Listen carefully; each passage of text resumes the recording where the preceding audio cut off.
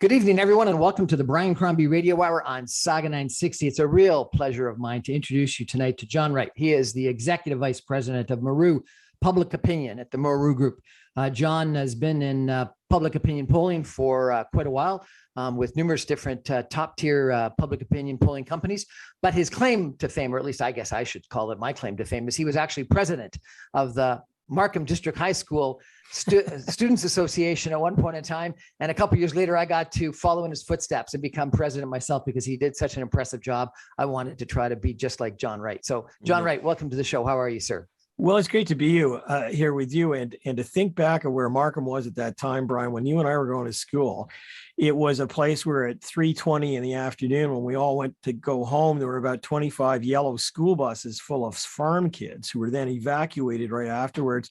And there were a handful of us who were left to walk home. And you can imagine at that time, it was very, very rural. And then over the next number of years that we were there, it expanded to being the metropolis it is today. So it was great going to school with you and the kids there. And it brings back many, many, many fond memories of, I wish I could transport myself back yesterday to where we are.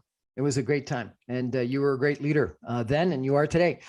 John, you published a poll just recently about people's attitudes toward vaccine mandates. And also, I think it was directly in relation to this Quebec premier's comments that people that were not vaccinated, that were taking sort of unusual amount of hospital healthcare space, should get taxed or fined or some extra payment. And I found it fascinating because you actually found that a majority of Canadians, I think, were supportive of that Premier Legault's position. Tell me about that poll, if you could. Well, the polling on COVID began about a week before it actually became an issue here. So it was about the last week of February when we started looking at awareness, and we've traveled all the way through with polling through that entire 2.5-year period. And one of the things, of course, that we found was that over time, the hospital system itself and the healthcare area was beleaguered with people who were clogging it up. And I think, as we got to close to 90% of people being vaccinated, we were also looking at the other 10% of people who refused to, and they've been steady right from the get-go, Brian. So there's about 8 to 10% who were strongly opposed to being vaccinated. And then there was another 20% on top of them who really felt that even though they were vaccinated, that the rights of these people could be violated, and they didn't like it by bringing in the passport. So there was a coalition, and we see that even today in supporting the truckers. There's a group of people who are at the core of it, who are anti-vax, but then there's about another 20% who add on to that because they just don't like how government treats the mandates. However, it was also in the province of Quebec where Premier Legault decided he would bring out such a measure. And we were in field polling on it about 2 days before he did. And what we found was 60% of Canadians would be in favor of having some kind of a surcharge that would be attached to your taxes. That would be because if you were unvaccinated, you would, more likely if you got into a healthcare situation, there may be a percentage that would go and clog up the system. I mean, that's the quid pro quo, all right? And we found 60% who would go in that direction, about 68% in Quebec, a little less in Ontario. And we went back about 2 weeks later and found 61% would do that. Another firm came out and found 57%. So fairly uniform across the provinces. A little less support in Alberta, but it was a majority in every province, every demographic to do this. And I think, again, when you look at that, there was not only people who felt that, the unvaccinated were clogging up the hospitals. Regardless of that, there's about 30% of people who really need to get that health care and were unable to do so because, they had diseases or surgery that was needed and they weren't able to get in and do it. And so they were more on side with those kind of punitive Really? measures. Have you polled that and you found out that 30% of Canadians had some sort of procedure delayed or canceled? 17% exactly have. 34% know of somebody who has, 39% know of people outside of their family who have serious issues, which haven't been able to even get in and see a doctor. So there's a group of people who, when you ask these questions about whether those people who are not vaccinated should have punitive measures labeled on them, yes, there's people who just say, absolutely, just because of who they are. But there's another great group of people who in a way have de facto been removed from the accessibility of a healthcare system. And that's a difference. In the United States, 24% of people have not been vaccinated, and they claim that they will not be completely. Like I've done the polling there as well. You got 8 to 10% here, hardline that they won't. So quite a difference. But in the United States, you got a choice. It's like, okay, if you get sick, you got to pay your way. Here, it's a collective system. And as a result of that, when you're denied that kind of service from the collective healthcare system, you may blame somebody, and that's who that group of people are blaming today for clogging up the healthcare system. So yeah, there's some very interesting. But it's interesting if you're right, then when you actually pay for that service in the United States, it's not discouraging people from the risk of getting COVID. It's not encouraging them to get vaccines. They're just they're taking that extra risk and that extra cost. You know, as a Canadian, I do polling in the United States every week, 3 times a week, on any topic I can look at. And I have to tell you, the most astonishing thing that you learn in polling between the two countries is the great belief in the United States in luck. Let it sink in for a moment. There's insurance that covers off things, but you're lucky if you don't get cancer, and you're unlucky if you do. You're lucky if you avoid a tornado coming through your trailer park. You're unlucky if you don't. It's the same way with vaccinations and getting this. There's an underlying current of it's my right, it's my body, the whole thing, but there's a fundamental view of luck that, it's chance, the things that happen. Here, we don't have that view. Here we have a collective sense of community, and people say, well, if you get sick, you go and you get fixed, and the state looks after it. That's how we've always been. You go home, all that sort of stuff. In the United States, there's an underlying view that, hey, you're okay if you chances. Take your chances. And so as a result, there are people who basically say, I'll take my chance. It's what I do. I'm not going to pay for it. I have my right it's my right to take that chance, and you can't take it away from me. So we see the two differences, the polling. I must say it's all available. Anybody wants to go to our website, we release all of it, data tables, questions, the whole thing, the analysis. But you see the fundamental difference between the two countries. And that is, in fact, inspired, 90% of people to go and get the vaccine. It was a little hesitant at first, but it's like that joke about Canadians. How do you get 100 Canadians out of a pool? You just lean over and say, would you please get out of the pool? Eventually people go and do it, but now we've got 10% who say that they won't. I have polled that 10%. We know what their views are, and their top views are, it's my right. It's my liberty. You can't do this. Down the list is, don't put something foreign in my body. But at the top 2 in the poll just done on an extensive group of people, it's my right. So they're more aligned with the states guys than they are with us. I spoke to a senior person within the Ministry of Health at one point in time, and they said that you go through, and it's typical with other vaccines, I guess, you go through 4 stages of vaccine acceptance. The first is early adopters, people that say, yeah, I'll take the vaccine. The second one is you need incentives. Whether it's you get to get the Raptors to give you a something or other, or it's a chance at a lottery or whatever, some sort of an incentive to do it. The third is limitations. So, not being able to go to a restaurant unless you have a vaccine, or so the vaccine passport kind of thing.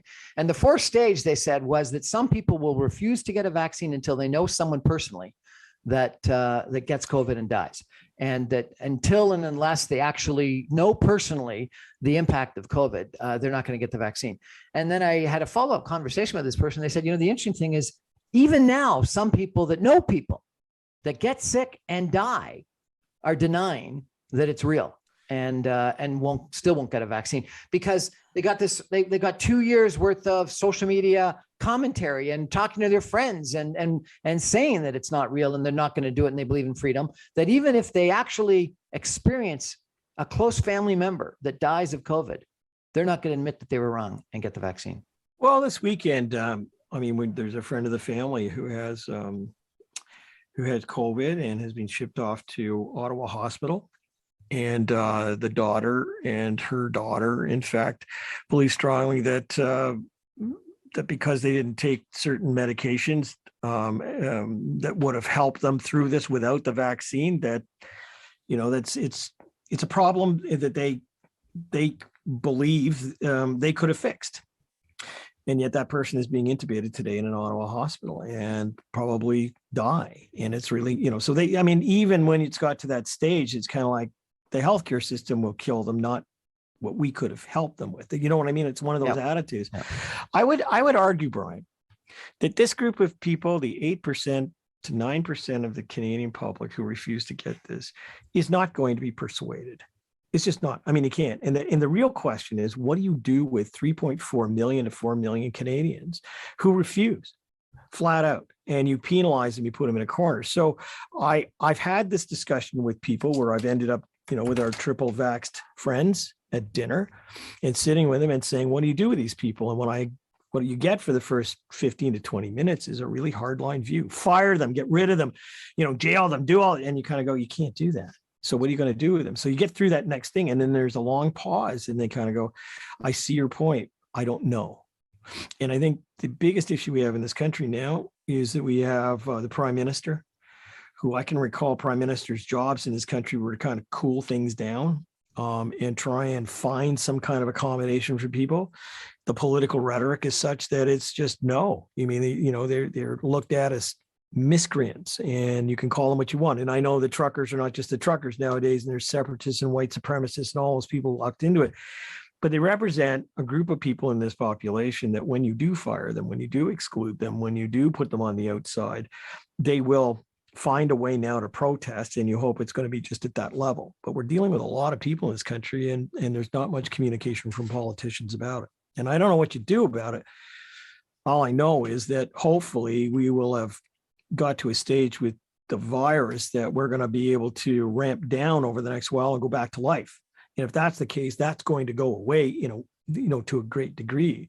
But the big challenge in this country is speaking to that 10% of people who adamantly refuse, and you can't squish them like a grape. You just can't, because it's going to backfire at some point. No, I agree with you, but and some of them, I spoke to someone just last week, an employee who was supposedly sick for 3 weeks after she got one of the vaccines, and is very reluctant to take the second vaccine. And I don't know whether there's actually a medical reason or she just freaked out. Who knows? But, she was sick for 3 weeks, she says, after the first vaccine. And so therefore very resistant to get the second vaccine, and therefore, has an issue in regards to employment. And that is, an understandable position. But this weekend, there were people on Parliament Hill with swastikas. There were people on Parliament Hill with Confederate flags. There were people in Auschwitz T-shirts. What do you do with those people? I don't know. And they're certainly not representative of most of the people in this country who have said, I don't want to get, for medical or other reasons, I don't want to get this vaccine. They're not representative. In fact, you can see that in the polling that we've done, and anybody can have access to this. We've talked to those kind of people. They have become part of a vessel of anger. And yes, they are. They're all about freedom and their freedom and all of those views that we don't support. The issue, however, is, have we created an environment by going after the 10% in such a way that they've now given them a place in that movement? I can tell you that the extensive amount of polling we did on the People's Party of Canada, which it actually started only after the Quebec government introduced the passports. That was it. That was the trigger point. And as I said, all of a sudden this grew. It happened in the third week of the campaign, and it grew and it grew and it grew. And it was coming out of the whole idea of the passports. And then it grew after that with a group of other people who said, I disagree with passports. I'm double vaxxed, but I'm with you, and things like that. So it became a vessel for that kind of group that could assemble. So I guess you have to separate it out. There are those people, but then there are others who are not like that. And the question is, how in a country do you settle that down? How far do you go? You just said that somebody said you go through 4 stages, and then they admitted that even after the 4th stage, a lot of them still don't change. Well, okay. How do you deal with that? And I know that people even listening to this podcast or radio broadcast will say, well, you keep going at them now, you can't. There's 3.5 to 4 million of them. And thank goodness that they're just putting their rigs on Parliament Hill and they're not doing something else. But you wonder whether or not, if you continued in this punitive fashion, whether they would. And that's, I see this in the numbers all the time, and it'll be interesting to see where it comes out. We're talking tonight with John Wright, a pollster. We're going to take a break and come back more with John. I'm going to ask him whether this is what the strategies of the different parties make sense, because I think that's an interesting question at this time as well. Stay with us, everybody.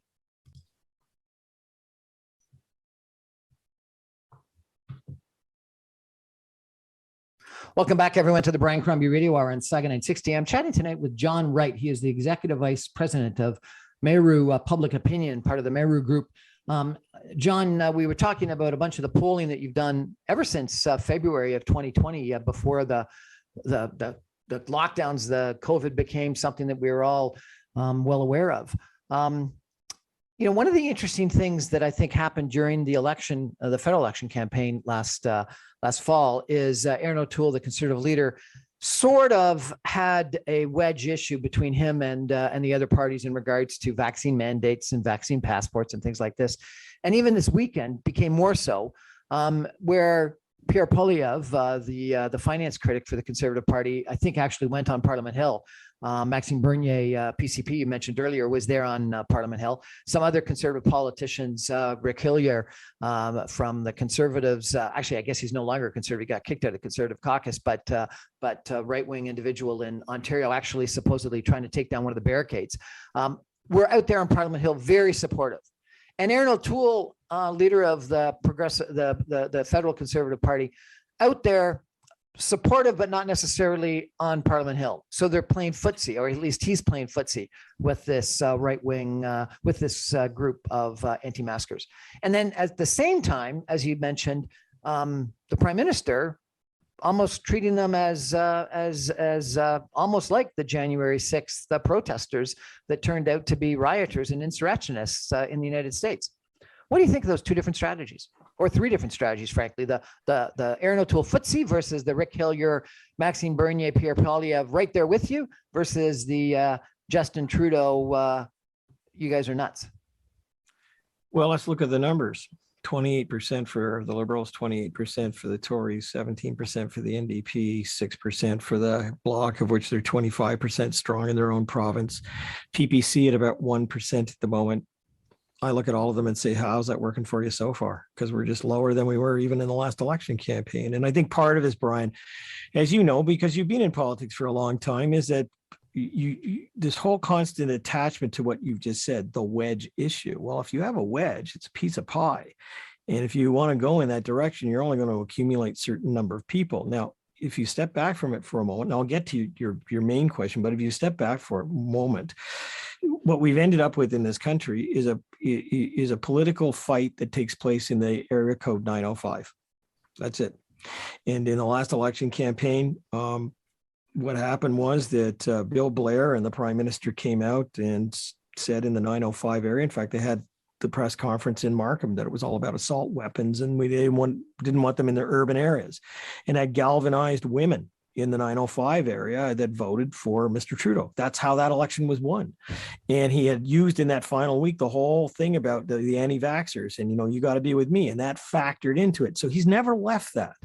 He's never left the 905, and he's never left the last week of the campaign. He continues to deal with it in that way. So it hasn't gained him any more support. It's just a wedge that he's been using. And I don't know if he goes to the polls tomorrow what he'd get, but he's sitting at 28%, which is equivalent to the 28% who actually support truckers coming over back and forth on the border unvaccinated. And he calls that a fringe element. Well, he's got the same numbers as the fringe element. Okay, put that aside. I don't know what the Liberals do in the next election campaign. I don't know how this is going to be helpful. The Prime Minister should be above this and trying to pull the country together. That's my view. I mean, he should be trying to settle things down and finding solutions. It's a tough thing. But, his dad had to deal with Peter Lougheed. His dad had to deal with Roy Romano. His dad had to deal with René Lévesque. I mean, these guys were big, and he managed to do it. And he managed to then pull off another majority election. His son is not doing it because he's wedged and he's into this rhetoric. Okay, Aaron O'Toole, my God, the guy straddled between the Western portions that want to be the Maverick Party and one side of the country say, I want access to guns. I want to be able to do all these things. Man, if you've gone through the platform of the Conservative Party in the last election, if you and me had gone through it, we had sticky tabs. We could have picked 5 pages and said, you better not say that, because it'll just be turned around on you. So he's, on one hand, he's got a group of people who want to do things that don't attach to the 905 or other parts of the country. So what he's done is exactly as you said. He met with the truckers. But where did he meet with him? He met with him the day before at some gas station somewhere, had a nice discussion, had a photo op, and left while the rest of them downtown went to deal with other Conservative Party leaders from the West who showed up and said, I'm with you guys. So he's straddling both sides. Jagmeet Singh, nowhere to be found. I mean, so at the end of the day, I don't know. Again, I come back to this and I have to say, I wonder, the prime minister has fueled this fire. He has not settled it down. And by picking that wedge and fueling that fire, what he's done is he's dropped himself 3 points in the polls. He's at 28. So I actually, having done polling now for 32 years, I have never seen a major party at 28 since the last days of Brian Mulroney, the last days. And Kim Campbell inherited that. And we know where it went from there in election campaigns. So they are at two the seats, core. I think, wasn't it? It was 2 seats. The seat model said 9, and then it said 2. We did all of that. I remember those campaigns. But what we did have were prime ministers at that time who said, I am the prime minister of all the people. And I'm critical of Mr. Trudeau on the numbers. It's not a personal thing. I don't really care. But when you look at when he was elected, it was effectively, because Alberta, you didn't vote for me.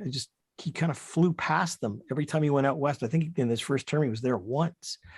And, you just got to look at the country more than a board full of votes, because right now there doesn't seem any healing power to deal with. There's nothing there.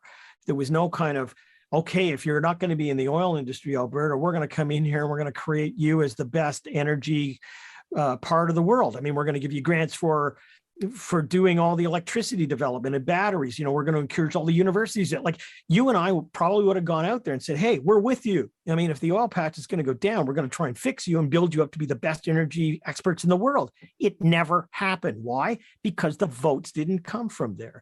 So I think the partisanship in this country, has really caused where we are today. Those 50,000 trucks or people or whatever you want to call them who went to Ottawa are part of that anger because they haven't had their voices recognized by the federal government.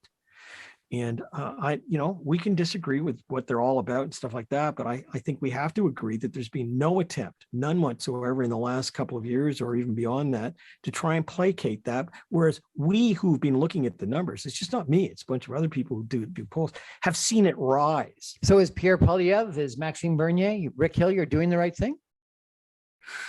I don't think that they're doing the thing to pull together the country. They are serving their constituencies and they're playing their own political games, but they're not the prime minister of this country. So again, I come back to this, and maybe I'm just too old school for this, Brian. I was a parliamentary intern. I got to go to Ottawa to watch the debates, for the Constitution. I ended up in Quebec at the Legislative Assembly to watch that, and it was a really close ground with Roy McMurtry and Jean Chrétien at that time. I saw all of that. And these guys were bigger than life. And they said, we're going to put aside this and we're going to try and make this country work together. I haven't seen that. I haven't seen it in a long, long time. And I just fear that if after this weekend, we have a prime minister who comes out and says, see, I told you, they came in, they did this, they desecrated the national symbols at the war memorial. They pissed on the sidewalks. They did nothing. They rampaged here. They yelled at people who were in food banks, and they were disrespectful for people. That's the people who represent. If he says that, he doesn't solve anything. He just makes them more angry because he doesn't validate anything that they're concerned about. So I think that that's the biggest issue we have in this country. I think it right now is. There's no reason for a prime minister to be sitting at 28% and think that that's a good place to be, because it's an achievement rarely in the history books. And I don't think it helps you run a country. I really don't. So that group of anti-vax people is one issue. What about Western alienation? We touched on that. Oil and gas prices are at an all-time high almost right now. 2 years ago, in March of 2020, gas was selling at a negative price. Now at a high at the gas tanks. Alberta is not producing it anymore. Western alienation is probably at a high right now. What does it say in the polling, and what do you think we should do about that? Well, I think there's a number of issues to address. First of all, in the earliest days of being at the last polling company I was at, it was almost my entire life, we did a number of polls on Western alienation. So it's not new. I mean, it started when, if you go far back in my life, it's when Red Square was declared and Petro-Canada, became a government asset. This goes back to Marc Lalonde and beyond that. So, I mean, Western alienation is a topic that has been part of this discourse in this country, even during the separatist debate of the Constitution in the early 1980s. So it's not something that just happened. Like, you can't say that. Number two, though, it's always exacerbated by politicians who decide that they are going to play politics and not solve something because the votes can't be got from there. So the Trudeau government has decided a long time ago it was going to ride the horse on the environment. And so if you produce oil and it has a negative impact on the environment, well, then you shouldn't be in that business. The problem with that strategy was that they never offered an alternative. That's the issue, which fueled then more fire. Now, you and I know going to the gas station this weekend as I did and put regular gas in for $1.53 a liter and looked over and it was like $1.75 for the other, for the top grade. That's not just because of the West. That's because of what's going on in the world and, Putin and Europe and gas and all that other sort of stuff. What we can do in this country is try and through the leadership of our parties and particularly the Prime Minister is to listen, validate, and do something which helps. And you can't tell me with a government that spent $1 trillion on everything. I mean, there's not a single thing in this country that this government won't spend money on. They won't. Deficits. They've just opened up $1 trillion. Can you imagine? We sat here years ago as citizens in this country and said, man, if you go over that, the budget by $2 billion, you rack up a deficit, man, oh man, we're going to vote you out of office. We have $1 trillion and they're just spending more and more. You can't tell me that they couldn't have gone to Alberta and say, look, we're going to give you guys $5 billion and we're going to build your Elon Musk center right here for electric cars. And we're going to test them. They never did that. They never did anything to validate that.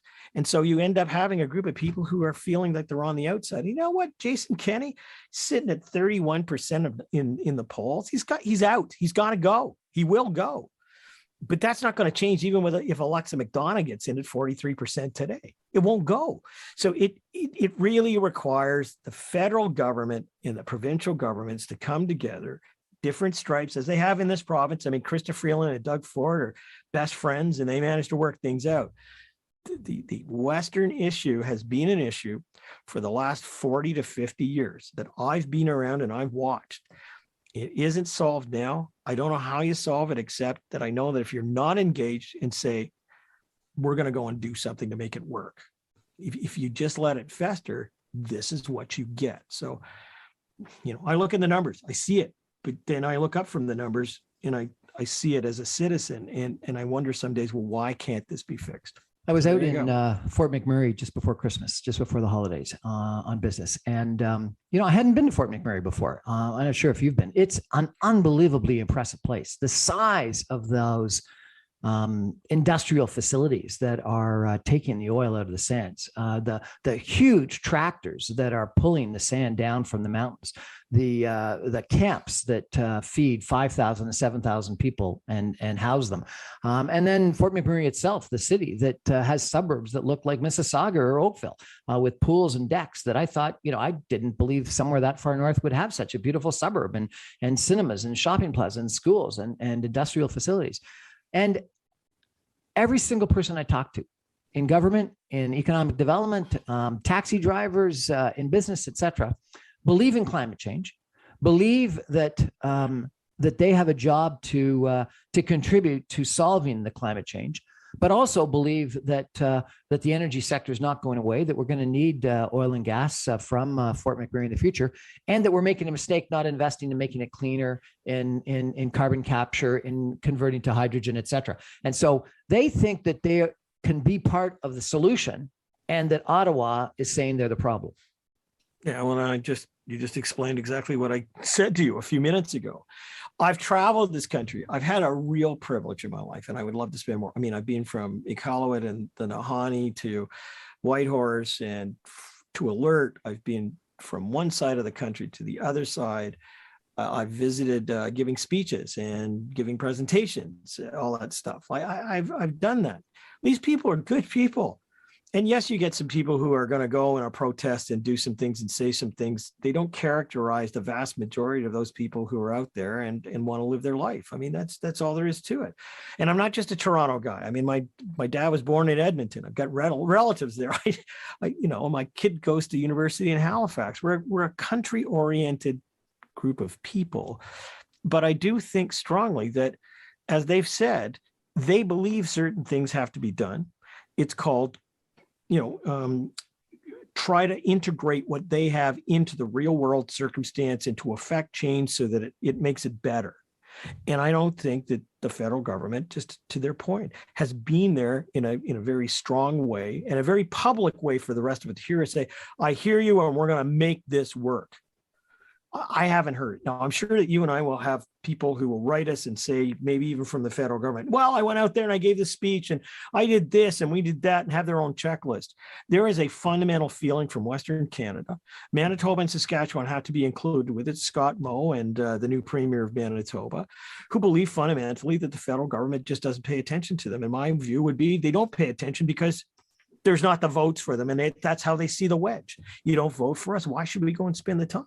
So that's what you get in this country. You get a government now, and you, to a degree, you get the Conservatives as well, who focus on only those micro areas of the country that will give them the votes to win the government. And if that's what you focus on, then you're always going to have a minority of the people. Think about this, Brian. 2% of the people in this country get up every morning and hate this government. And they're just fine. The prime minister can walk around, he can do whatever he wants. And that's the thing. You get 2/3 of the country. And now you've got more people who think that things are not going well. So I do think it's a strategy that doesn't work. I think that by being micro-targeted, and you and I, having come from politics, know exactly what that means. Social media, direct mail, all that stuff. It all started back in the 1980s with Brian Mulroney's campaign team under Norman Atkins. I mean, that's where it all started. You want to play that game? Look what you got. You got a hard 28% in the country. You don't win elections on 28% core. You win them on the next 12 to 15%, who you have to convince. And where do they come from? They come from the West. So does Justin Trudeau have to resign? Justin Trudeau will not resign until the rest of his party decides that that's the way it has to go. Justin Trudeau now, I think, after his loss, which I think he was quite upset about, but didn't, we saw a speech on the night that he was reelected, and it was a canned speech. And I think he was, having trouble behind the scenes. But I think he sees it differently. I don't think he's really focused on the rest of the country. What he is focused on is what he calls the quorum. If you stand above the House of Commons and you see that as a game of risk, then what it means is you put together the quorum where you can capture and do what you want to do. It's a very different way of seeing the world. You don't look outside of Parliament. You look inside of Parliament and say, if I manage this with these guys and I get this through, then I survive and I get to be king as long as I want to. I get to be prime minister as long as I want to. But you don't build the country. But you don't, and that's the point. So it's all about, everything is for domestic consumption on politics aimed at the micro targeting of your election. And you're always in election mode as opposed to country mode. And I think that is the biggest crisis we have in this country. And I say that, I got to say this on your show. I say that as a pollster who is, I don't do work for political parties. I never have. I don't have a stake in this game, none whatsoever. I call it how I see it. The prime minister of this country right now, without addressing both those in a substantive way who are on Parliament Hill screaming and yelling in a truck thing, or going to Alberta or going to other parts of this country and saying, I hear your pain. Let's see if we can work through these things. It just gets worse and worse and worse. And I think he's got to do that. I think he's got to go out and do something. We're chatting tonight with John Wright. He's the executive vice president of Maru Public Opinion. We're going to take a break and come back more with John in just a minute. Stay with us, everybody.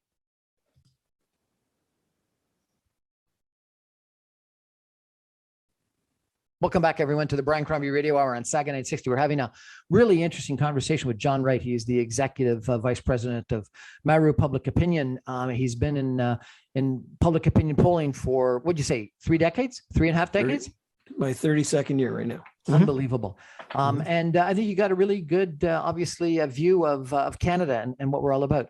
We've been primarily talking about vaccines and COVID and Western alienation. I wonder if I could change topics for a minute and ask you about Quebec separation, Bill 21. What do you think about, is Quebec separation dead?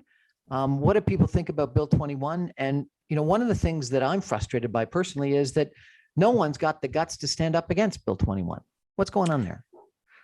Well, first of all, I do think that you could see in the polling numbers that separatism from Quebec from the rest of the country is just not an issue. I mean, intergenerationally, it's not an issue anymore. What you and I would have experienced down, and I did. I mean, as I said, I went to Quebec many times during the Meech Lake Accord, during those other things, and that separation was palpable, like literally palpable. So that's not there. That's not there. There was the rise of the next generation after René Lévesque, actually almost 2 generations after him, said, look, we're here for jobs and we got to get on with our lives. We got to be better. We don't want to have sovereignty association. On the same hand, they kind of have sovereignty association, don't they? I mean, they have the notwithstanding clause. They can kind of do whatever they want there. Politicians basically say it is your house and keep it in order, and we respect the 2 nations. And so what comes with that is the second part, trying to preserve their own culture. And that's where you get the clash. I would often ask audiences, what is the most religious province in this country? And they would say Quebec. And you say, no, it's Eastern Canada. It's the Atlantics. That's who, in fact, Quebec is at the bottom of the list for that. Really? Yeah, they're not the religious part. And the reason is because of the history of Quebec. And so what they look at is the non-symbols is a perfect example. They have a culture that says that we don't want that influence. We don't want that culture. And that's within the borders of Quebec. That's what they believe. So the rest of us on the outside say, we can't do that. You cannot do that. You cannot exclude people. You cannot tell people that they can or can't do this. And they go, hey, it's our culture. This is what we want. And then you say, well, that's racist. And they go, wait a second, it's not racist, because if we allow other people's cultures to be here, then we eliminate our own. And there's only so many of us. And when we're gone, it's all gone. So that is the justification in terms of how they look at their society. And the politicians allowed them to do that both inside and outside of the province. So they have the notwithstanding clause. They're allowed to do that. The prime minister playing his own politic wedge game against the Bloc Québécois, and also the NDP and the Tories basically say, well, okay, if you want to do it, fine with us. We're not going to stand up because we'll lose those vital seats in those places that we really need to get a majority government. So the premier is one of the most popular in this country.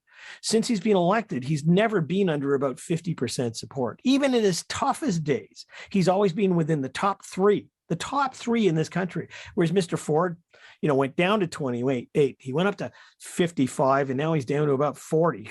No, Legault has always been at the top. So he's connected with the people of Quebec.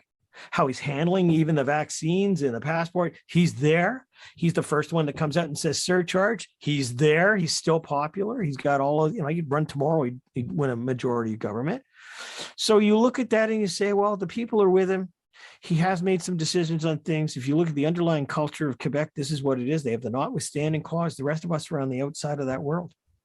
It's not the issue of today. It may be one of the issues that come up from time to time, but Quebec is not the issue as it was 30 years ago. So therefore, all the leaders that are not standing up against Bill 21, not coming out and voicing that it's a racist bill, that it's against the Charter of Rights and Freedoms, probably, are they right to keep quiet? That's Brian, it's not a black and white issue. Certainly, I would stand up and say that it's wrong to treat people like that. That's easy for me to do. It's easy for you to do. I don't know. I just can't think. I know. A teacher in Ontario wearing a hijab being fired from her job. Yeah, it is in some ways. I'll say it on the air. It's kind of gutless, right? Like you and I would stand up and say there should be no persecution whatsoever, none whatsoever. And that's when the federal leaders will obfuscate. They won't say that, or maybe they have, but I haven't heard it. But they basically say, hey, that's Quebec. That's Quebec. It's not, and they worry about the rest of the country and Western separation, which they do nothing about. So the answer is, I don't think it's the right thing to do. I don't think that you should discriminate on that basis.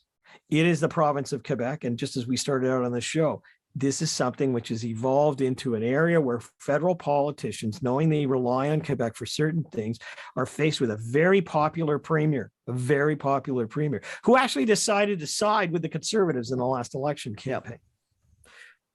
And so it may not be right by holding back your fire, but it's the politics of the day. And if they say something and alienate the premier or the other parts of the country, of that province, they don't get the votes, they don't get the power, they can't address some of those issues. We have a provincial election coming up in Ontario in a few months. You said Doug Ford's down from 50, but up from what, 30? Now it's 40. Started at 40.1 or around 40%. His popularity was 40.1 when he won. Went up he was down to 28, went up to 55 once the pandemic started. His numbers right now are 40% popular, 37% in the polls. You need about 36 to 38% to get a majority government. I don't know whether that's going to happen. You might have said in other years that that's strong to go in. He's got, a liberal leader that really isn't known, but got 28% of the vote anyways. You've got 25% to the NDP. They vowed that if they pick up enough seats and it goes into a minority, that they will form and have some kind, I won't call it a coalition, but they will have some way to have an accord and defeat the Conservative. And it has happened before. You remember it. I don't know whether or not all the ministers beyond Rod Phillips and a couple of others one other that's gone and some others will resign. So I don't know what he's going to take to the field. It may be that Christine Elliott and a few others say, I've had enough of this. Like, I don't need more months of this.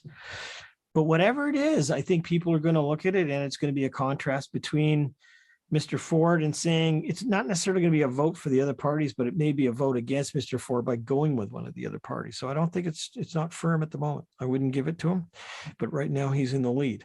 Brian, I got to tell you, I don't know how many other cabinet ministers are going to be there, and if that does cause a problem, because I would think that Chris Elliott and even some of the other ones who have stuck through COVID, and it must be a horrific experience, really, honestly, as a politician, to go through what they've gone through. I don't know what he's going to take to the field, because if those people, Ajax is now up for grabs because of Rod Phillips being out, so it may cost him. Well, so what I heard, and this may or may not be true, but what I heard is that he did some polling and he was going to lose, and didn't want to stomach that, and that's why he resigned. Who? Rod Phillips and Ajax? Oh, I don't know. Well, look, that would have been a poll in Ajax. And maybe not, who knows? But I know one thing, and that is, if you want to stay in politics, you're going to have to take the bad days with the good days. And we know people who can fight in their own constituency and win versus the tide that goes the other way.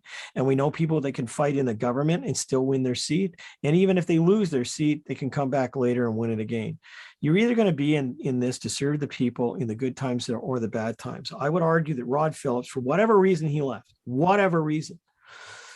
is a guy who handled 3 portfolios despite going to St. Bart's for a short time. He was in the penalty box, probably loved being in the penalty box because he didn't have to put up with some of the other things that were going on. But figured he handled 3 portfolios that were the worst that you could get in this province, and he did them exceptionally well. People will talk about him as leadership material. No question. If Mr. Ford decides that he's going to pack it in, or he gets to a stage where the party says so, Rod Phillips will be at the top of the list of those who will be brought back, say that he should come back and fight another day. We'll see. But the bottom line is, I don't think polls in constituencies that say you're going to lose should be the reason why you resign.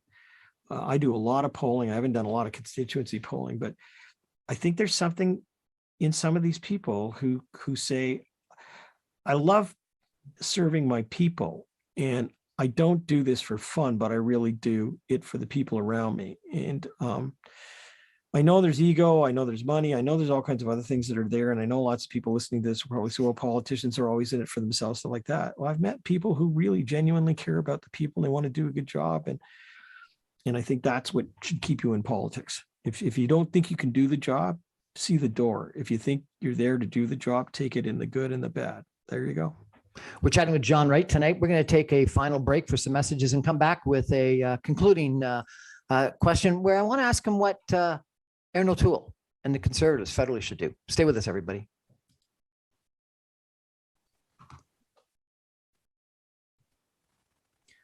Welcome back to the Brian Crombie Radio Hour on Saga 960. It's a real pleasure of mine tonight to be talking to John Wright. John is the Executive Vice President of Meru Public Opinion. He's been in public opinion polling for 32 years, he says.